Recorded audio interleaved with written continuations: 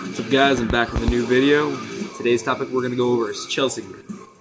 This is an old band of mine. I've been listening to them for a while now. So, I can say I actually really do like this band. They've been a big influence for stuff I listen to, play, everything. So let's just get down to it. Chelsea Grin, if you don't know them, they're basically a deathcore, death metal band. I don't know how to say it. A lot of people are against the whole core and metal. I don't really care. Music is music. Metal is metal. Let's just enjoy it. That's the whole point of it, right? Let's just get to it. All right. I guess let's go over the albums. First of all, they started off back in like 2007 with an old EP of theirs. That was a pretty good EP. I do like it a lot, but I'd have to say the recording value was a little lacking. That happens in anybody's first EP, so what are you gonna do with that? But it had some good songs. It contained like Lifeless, Recreant, Demo, I guess at the time, because they redid it in the next album. I have to say my favorite song was Crew Cab Banger, which was it's a good song. I've seen them live twice now. Yeah, saw them twice. Warped Tour 2014, and then I saw them at the. Well, actually, it wasn't even a tour. It was 3 different tours combined together here in San Antonio. It was 3 headlining tours with Whitechapel, Suicide Silence, and Chelsea Grin. No, it was Upon and Birdie Body. That was the headliner. But the 3 headlining tours came together in San Antonio for one show, and that was a hell of a show. I mean, I got to see Suicide Silence. Sadly not with Mitch Lucker. It was with Eddie Hermida. I mean, he's good, but he's no Mitch, obviously. But it's nice to have Mitch's friend take over instead of just someone random. That's what I say from it.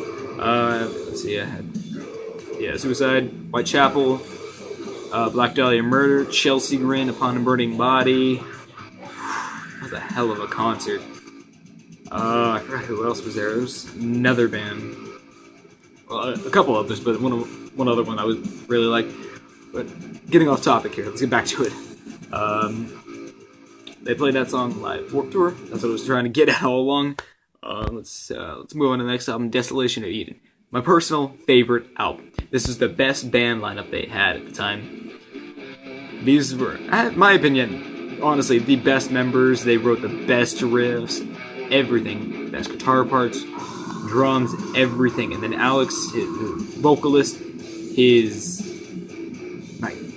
sounds in that album were, I think, his peak. Those were the best. I mean, I don't know if they were all just edited or not. I don't know if it was just pure raw, but it was just amazing. That was my personal favorite. They do good work, but that was just my personal favorite, what they did. The next thing they came out with the My Damnation album. I do have to say it wasn't as good, in my personal opinion, but I do love his highs. Alex's highs in this album were almost blood-curdling.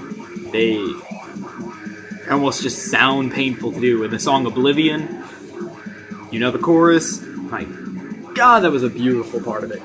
It was very intense, to say the least. That was one of my favorite songs off the album, and then obviously the self-titled, or the track, whatever, track title. My Damnation was a great song.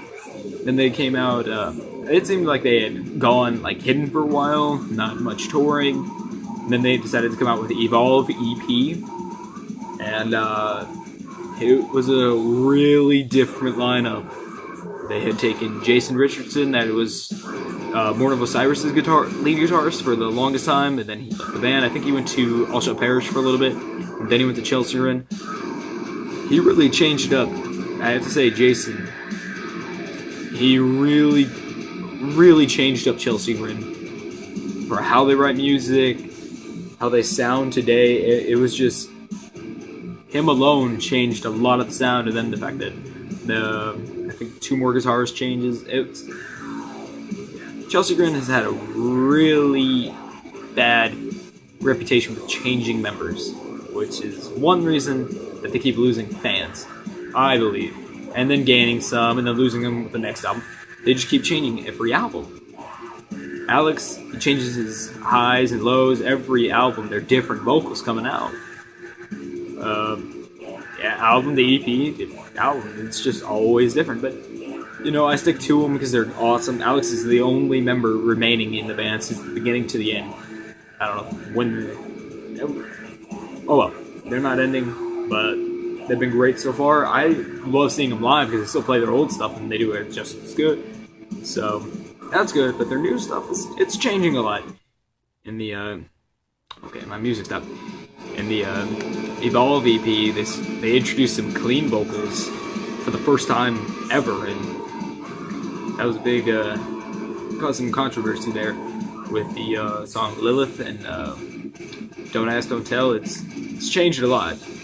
I can't say that's my favorite, but I do love a lot of the songs on there. Don't Ask, Don't Tell, it's got too much going on, honestly. With, you know, the background music, chorus, everything. It's too much. It's too muddied up and to appreciate half the music in it. But, well, you know, it's just what they did.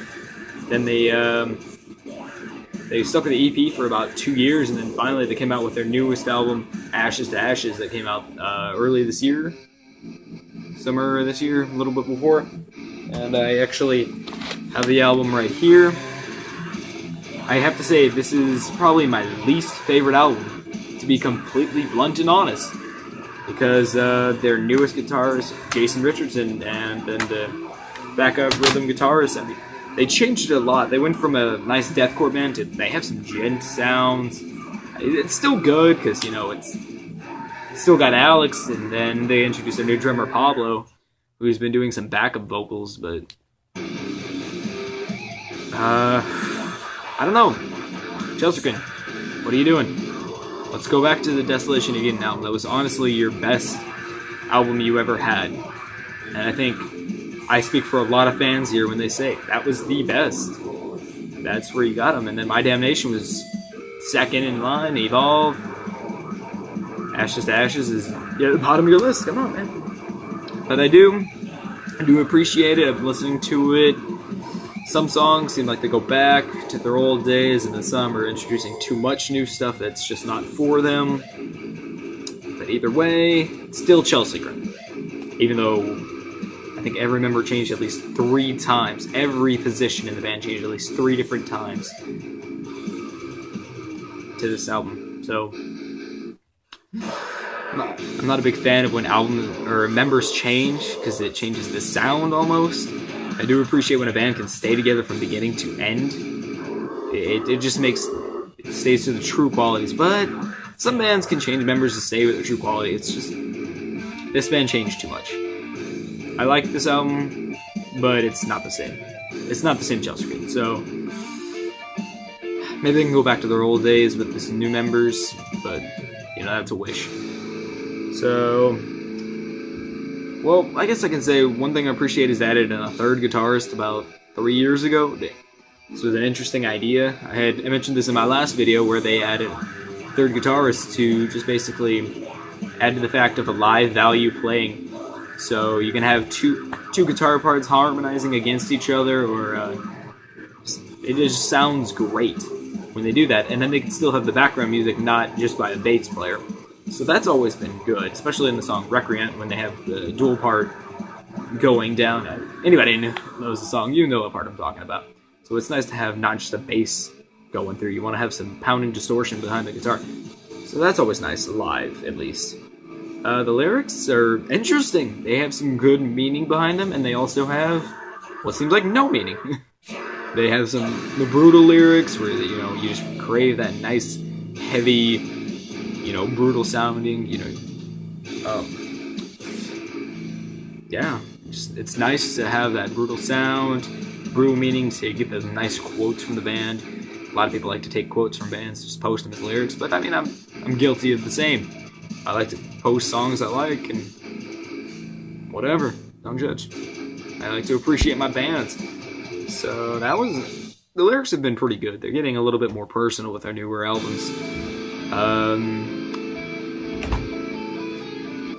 That's always been nice. So let's go back to the old days, Chelsea. And I have to say that actually I'm following a bunch of members of Chelsea Grin on Instagram right now, and I saw a nice little purchase there, or a nice item they put on their store, and I'm proud to say I bought it.